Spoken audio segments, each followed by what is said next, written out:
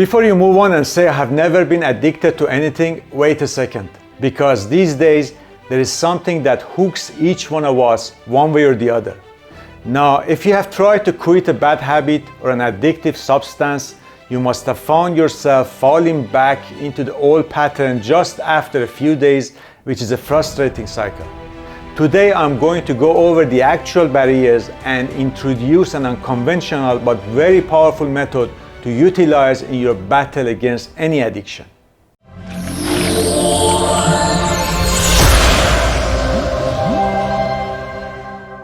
As previously mentioned, we all find ourselves entangled with something in our lives. The most effective way to recognize this is to attempt to abstain from it for a week. If you find it challenging to do so, it may indicate an addiction. But does it truly matter? Let me illustrate with a straightforward example. Each night, I enjoy watching a single episode of an intriguing series before bedtime, displayed on a dimmed yellow screen. This ritual doesn't disrupt my sleep. In fact, I believe it serves as a beneficial distraction from daily concerns. However, when a habit or substance use begins to adversely affect one's life, family, work, or health, it becomes a genuine problem that requires attention. Now, when you're trying to quit an addiction, you're up against two significant challenges. First, you have withdrawal symptoms, a result of your dopamine and serotonin levels dramatically dropping, causing feeling of depression, fatigue, and other symptoms. Second, your willpower, already challenged, weakens even further under the weight of these physical and psychological effects. It is precisely because of these difficulties that quitting any form of addiction, whether it be substance-related or behavior, such as gambling, pornography, or excessive social media use, is incredibly challenging. Let's take a moment to talk about dopamine. Dopamine is a neurotransmitter in your brain, often thought of as a reward center. It plays a role in various body functions like memory, movement, motivation, mood, and more. Now, every type of addiction tends to increase dopamine levels several-fold. This surge gives you a fleeting feeling of satisfaction and happiness. But there is a catch, and that is dopamine depletion. The common thread among all types of addiction is the dramatic increase in dopamine levels during substance use or engagement in addictive behavior. This surge in dopamine provides a fleeting sense of satisfaction and happiness.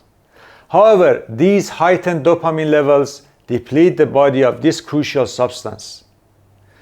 Consequently, when one attempts to abstain from the addiction, dopamine levels drop below their baseline, leading to feeling of depression, weakness, and sense of unworthiness.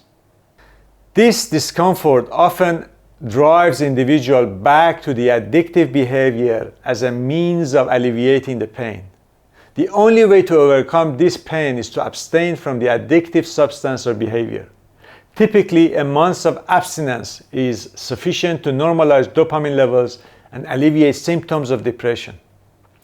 The most challenging period is the first couple of weeks, during which both physical pain and discomfort, as well as mental depression, can be overwhelming for the individual. This is where the magic of cold exposure comes into play. Cold exposure addresses the issue from two angles.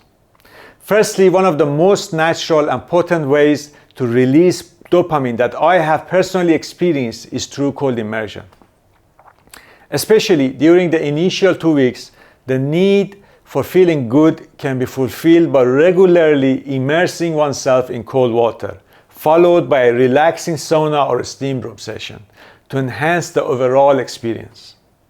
Secondly, and perhaps more importantly, regular cold immersion cultivates mental strength and discipline.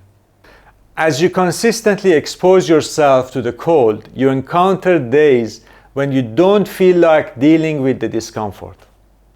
It is on these days that your mind becomes significantly stronger and more in control if you can resist the immediate urge for discomfort.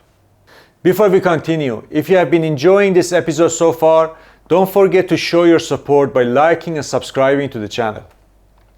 We'll be bringing you weekly videos on both mental and physical health, delving into the potential of unconventional practices like cold exposure.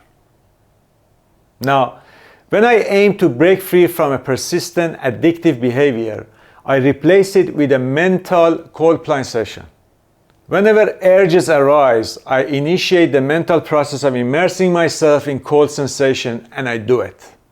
As you're aware, a crucial aspect of overcoming addiction involves warding off boredom by engaging in alternative activities such as hobbies or work.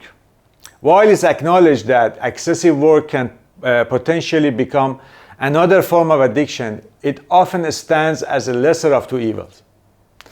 Anyhow, cold immersion can indeed turn into a hobby that not only fills up the empty space caused by boredom, but also offers a variety of benefits. If you are keen on detailed protocols for each week during the initial months of abstinence, feel free to express your interest in the comment section and I'll gladly share them with you. It may seem too simple, but with the months of persistence, the bulk of your discomfort will subside.